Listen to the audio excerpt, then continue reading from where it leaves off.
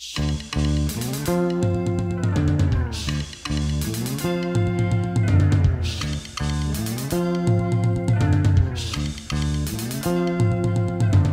flashcode est un cryptogramme en 2 dimensions qui permet, grâce à son téléphone et à l'appareil photo numérique de son téléphone, d'accéder à du contenu Internet de manière extrêmement ludique.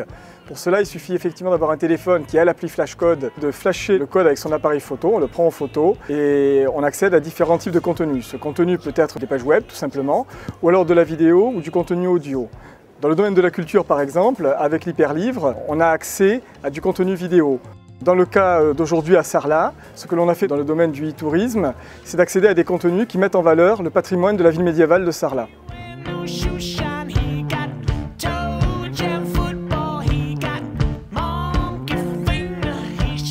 Sarlat est une ville qui veut s'inscrire dans l'esprit de l'innovation et qui l'a montré depuis que notamment la restauration du patrimoine a été entreprise au-delà des années 62. Donc nous essayons de devancer l'événement, on va dire, quant aux technologies de pointe, aux technologies nouvelles. Et notamment en matière de communication, nous tenons à avoir les meilleures technologies pour faire partager ce patrimoine d'une part aux nombreux visiteurs qui viennent dans notre ville, mais également aux Sarladais.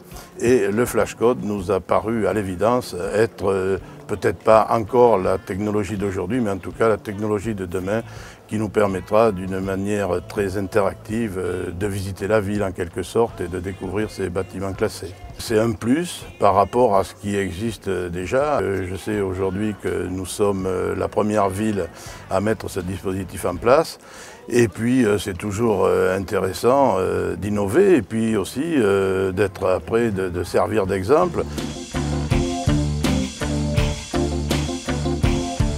La ville de Sarlat, fidèle à son esprit de créativité, de dynamisme, expérimente et met en œuvre les technologies de l'information et de la communication au service de la richesse du patrimoine. Ce projet s'inscrit dans le cadre d'un partenariat que nous avons conclu avec Orange, tout simplement parce que nous avons besoin à la fois d'apport de technologie et d'assistance pour mettre en jeu et mettre en œuvre de tels projets. Alors comme on peut le voir ici sur ce panneau d'information, nous avons une information succincte, réduite, qui présente le bâtiment et ici en l'occurrence la maison de la Boétie.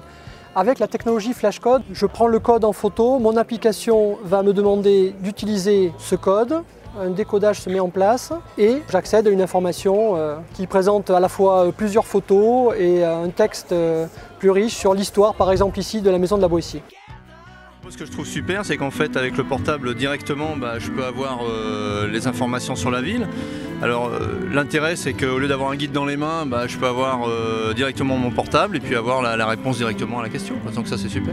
Il y a quelques années encore, et quelques mois même on peut dire, le téléphone portable n'était pas forcément doté d'un appareil photo. On sait aujourd'hui que tous les téléphones portables ont un appareil photo. Il en ira de même pour le flashcode. Je pense qu'à très court terme, c'est une technologie qui va être très répandue.